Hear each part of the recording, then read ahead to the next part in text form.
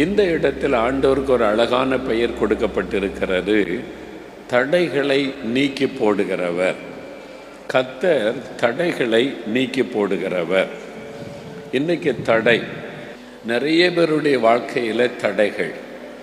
ஐயா, வியாபாரம் செய்ய முயற்சி பண்ணினா தடை, பிள்ளைகளுடைய திருமண காரியத்தில் தடை, ஒரு வேலைக்கு முயற்சி பண்ணினா தடை, ஒரு இடத்த வாங்கலான்னு போனால் எல்லாம் முடிகிற மாதிரி இருக்கிற கடைசி நேரத்தில் தடை, கற்பத்தின் ஆசீர்வாதத்தை பெற்றுக்கொள்ள தடை, என்னுடைய ப்ரமோஷன், என்னுடைய பதவி உயர்வுக்கு தடை, பிள்ளைகளுடைய படிப்பின் காரியத்திற்கு தடை, என்னுடைய ஆவிக்குரிய வாழ்க்கையில் முன்னேறுவதற்கு தடை, ஊழிய காரியத்தில் தடை தடை தடை.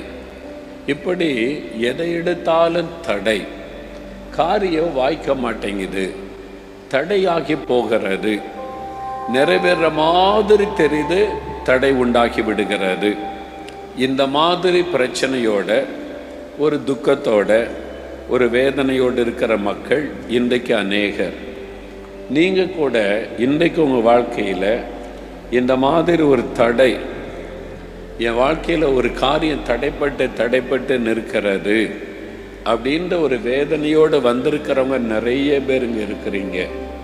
அதனால் ஆண்டவர் இன்றைக்கு உங்களை பார்த்து சொல்கிறாரு, என் மகனே, என் மகளே, நான் தடைகளை நீக்க போடுகிற கர்த்தர். இன்றைக்கு அந்த தடைகளெல்லாம் விலக போகிறது.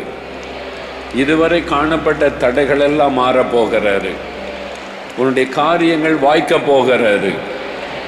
இதுவரை தடைப்பட்ட காரியங்கள் எல்லாம் மாறி இனி காரியம் வாய்க்க போகிறது என்று கர்த்தர் உங்களுக்கு வாக்கு கொடுக்கிறார்.